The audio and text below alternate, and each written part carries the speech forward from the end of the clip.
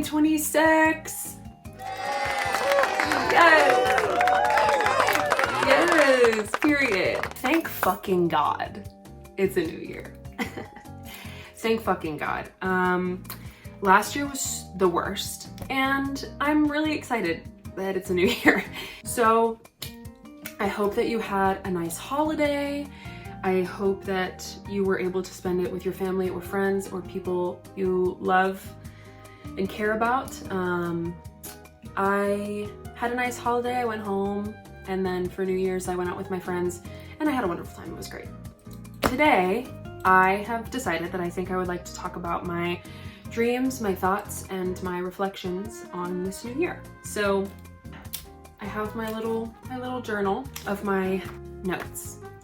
So let's just get right into it. I didn't really do resolutions this year.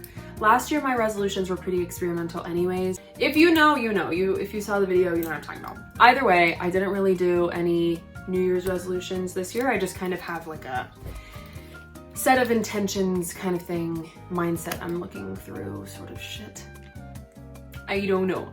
Let's begin. So I started with my dreams for the year, my goals. My first one is to never scrunch my shoulders ever again. I am not kidding you. I am like this all the time. Subconsciously, even last night I was at the gym. I was in my boxing class and my coach came over and he was like, don't punch like this. And I was like, oh my God, I'm fucking standing here going, that's so embarrassing. Girl, relax. Girl, relax. I get anxious a lot and I'm a very tense, I guess, mentally, I'm just a tense person. Subconsciously, I'm just always like on the defense. So one of my goals to actively pay attention to is to not scrunch my shoulders all the time. That's one of my things. I think it'll help with my posture. I think it'll help with me subconsciously being anxious. So that's my first one, is to never scrunch my shoulders ever again. Okay. My next one is to make plans frequently. Last year, especially the second half of the year, I didn't do fucking anything until like December. Just didn't go out. I was a hermit and I stayed in my house all day and it was really bad. So one of my plans is to go out more and make plans with my friends more, because I'm lucky enough to have moved to a place where lots of my friends are within 30 minutes of me. And I also live with 2 of them. So I need to be more proactive about making plans with my friends. Another one is to continue to create and learn. I picked up crocheting last December, like 3 weeks ago. For Christmas, everybody got scarves because I learned how to make them. So I made them for everyone for Christmas.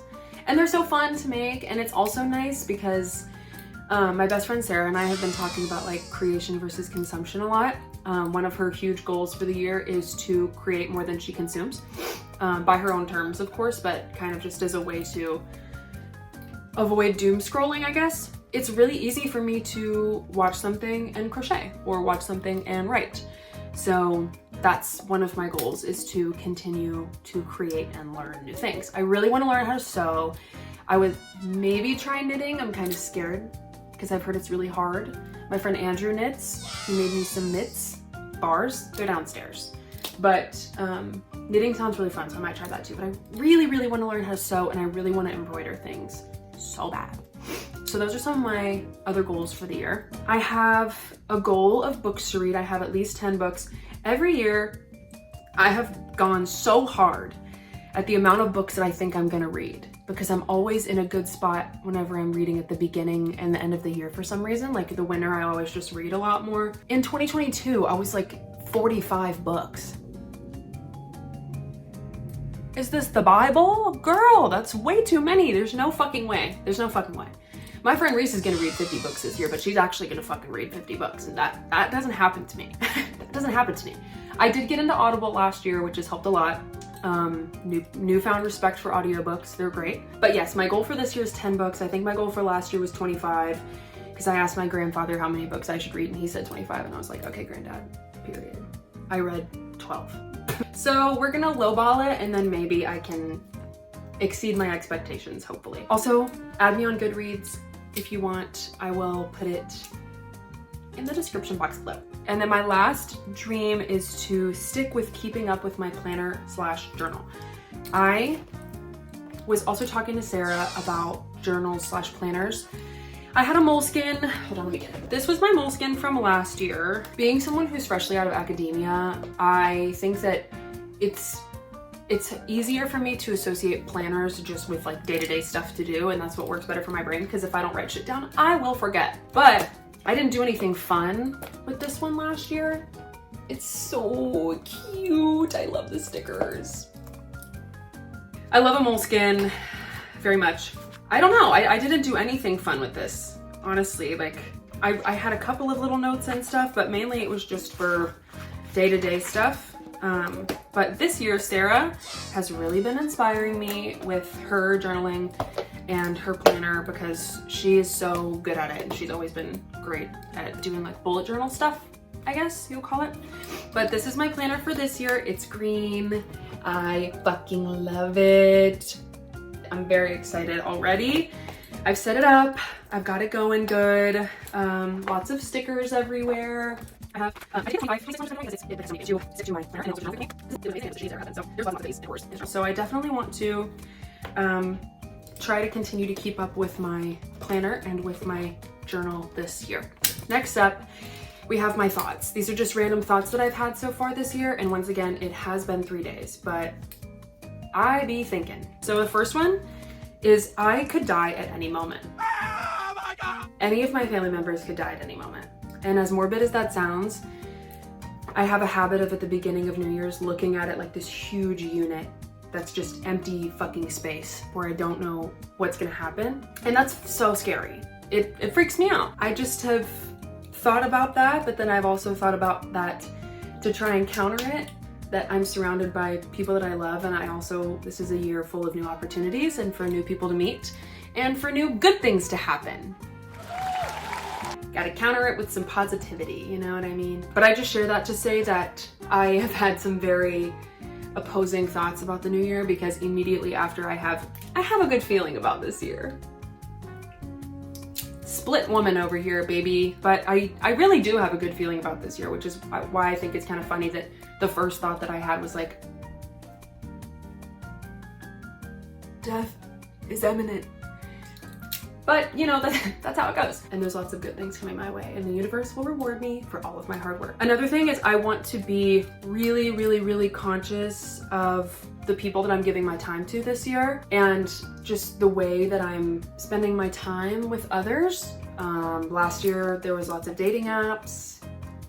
There were friends that just didn't make me feel good. Like, there was a lot of time that I spent trying to, I guess, redeem certain areas of my life, and it was just wasted in the end anyways. So I want to kind of shift my focus to only being on those who I know love me, and those who I know care about me, and those who genuinely make me feel good inside every time I'm with them. The people who show up again and again and again.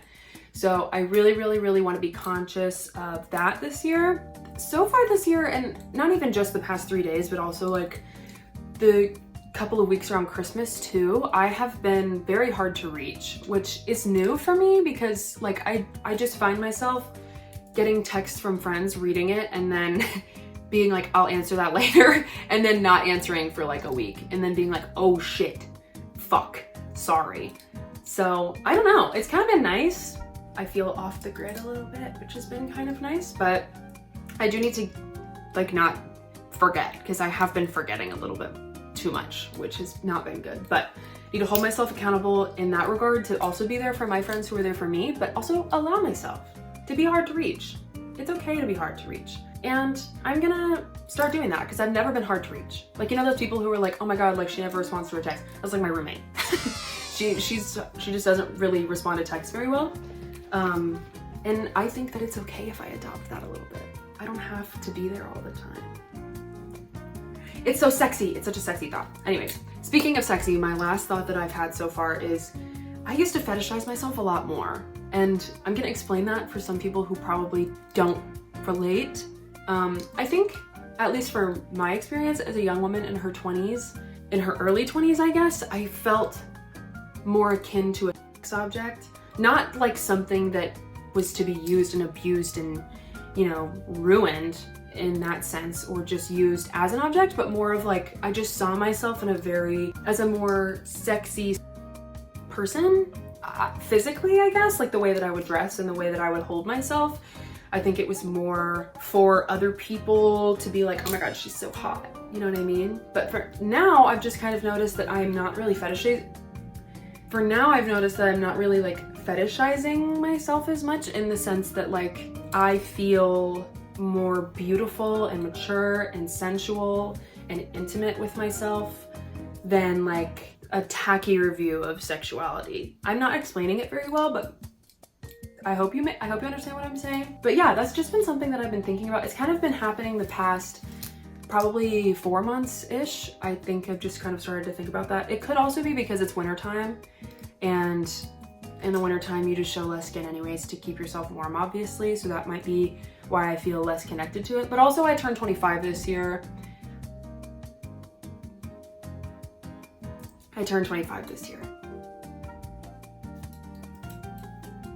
We're gonna move right along.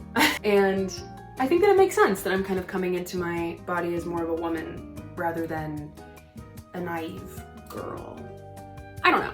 That's just another thought that I've had recently. So finally, I have my reflections. I only have a few. I did some reflecting the other day, but I just kind of like went over my year and like wrote out some reflections that I just had. I have a couple more that I wrote earlier. Last year was genuinely a stain. It was a stain. It was one of those stains you can't get out. It was like a sticky one that's like a weird color, and it like soaks into the fabric and you can't pick it out or get it off, or you're just gonna have to cut it out. That was last year for me. Genuinely, the first few years of my 20s have been so up and down. Being in your 20s is really hard.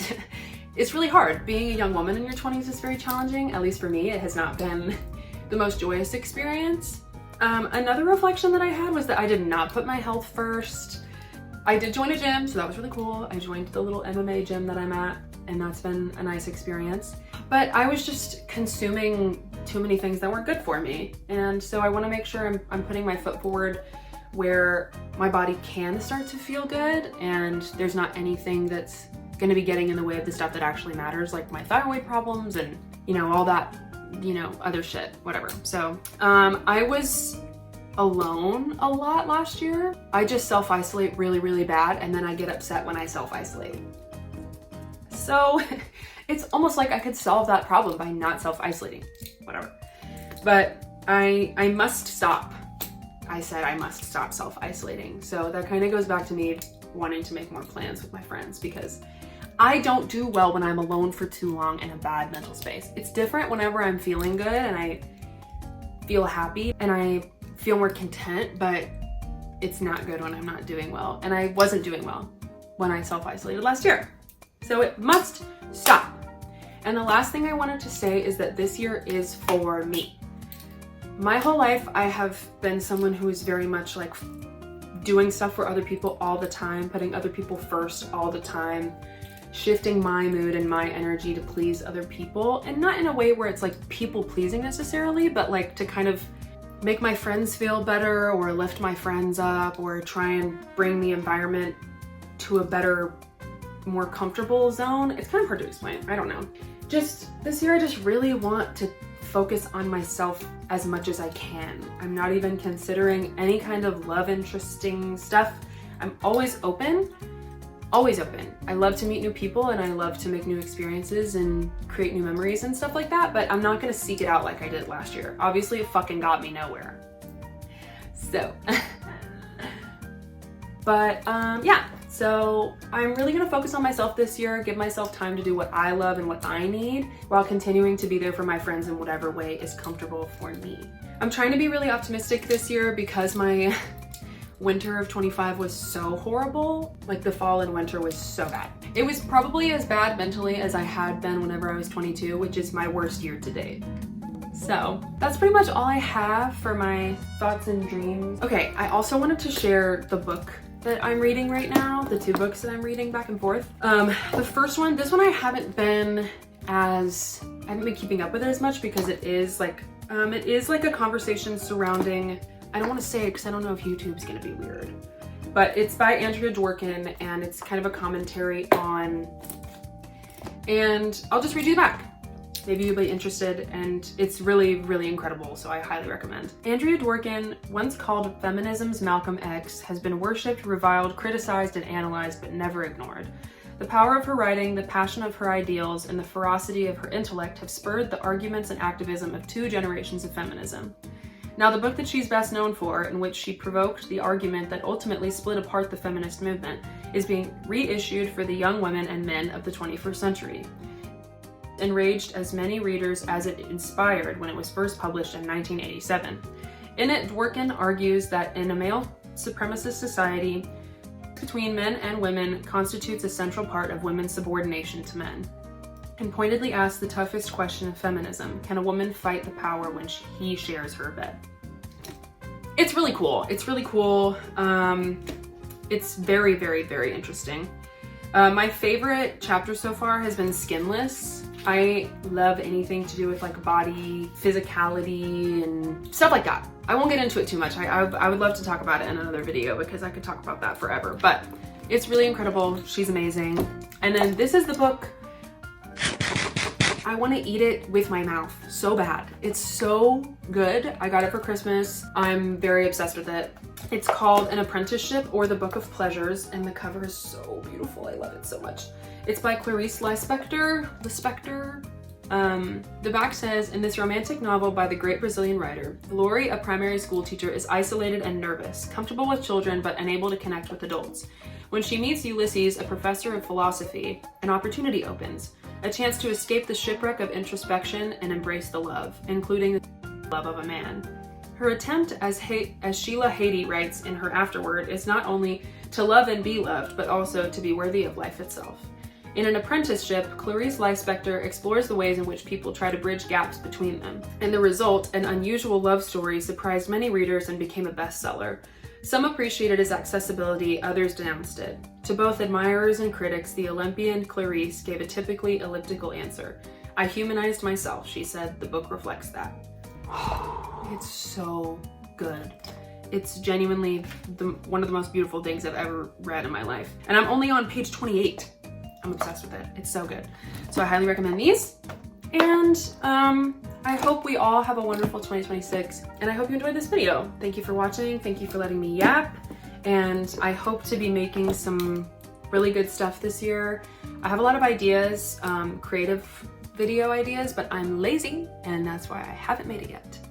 I also want to do more ASMR. So stay tuned for all of that. Thank you for watching. I hope you enjoyed, and I will talk to you soon. Bye.